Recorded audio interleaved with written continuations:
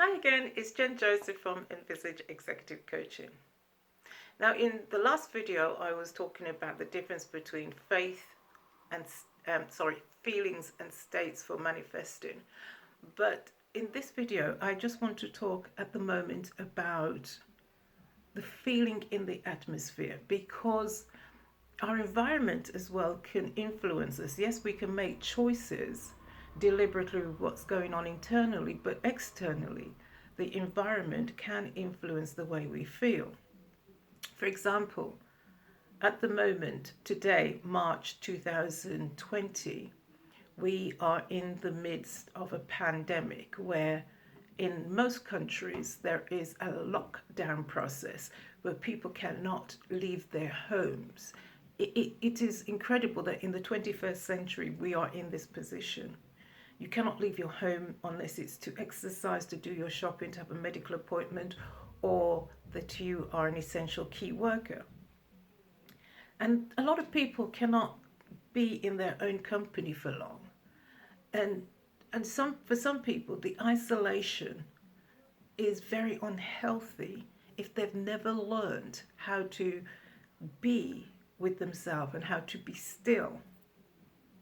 And the environment on a whole is very, very heavy with the feeling of fear and doubt and imminent death.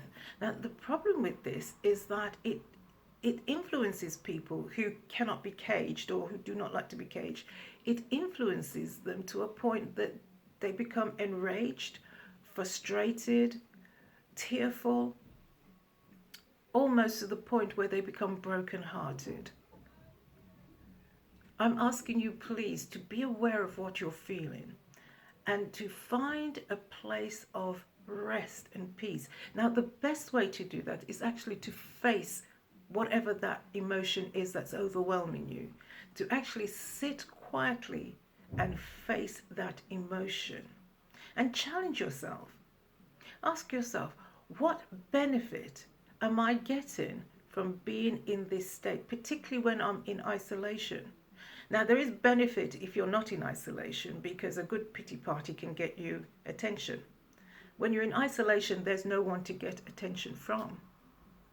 So sit quietly and ask yourself, what benefit am I getting from being in this particular state? Now, the amazing thing is, if you can do this exercise to the point where you are able to face the feeling, you will have a massive breakthrough. Now, if you're a Christian, the state is called being still to know God. Or, as the Apostle Paul puts it, having done all to stand, stand therefore, being girded with the whole armor. So you have your hope, you have your emotions under control, you have your feelings under control, you know how to examine the situation to really find your peace. This is where we want to get to, folks, a state of peace so that we can remain healthy to survive this particular crisis.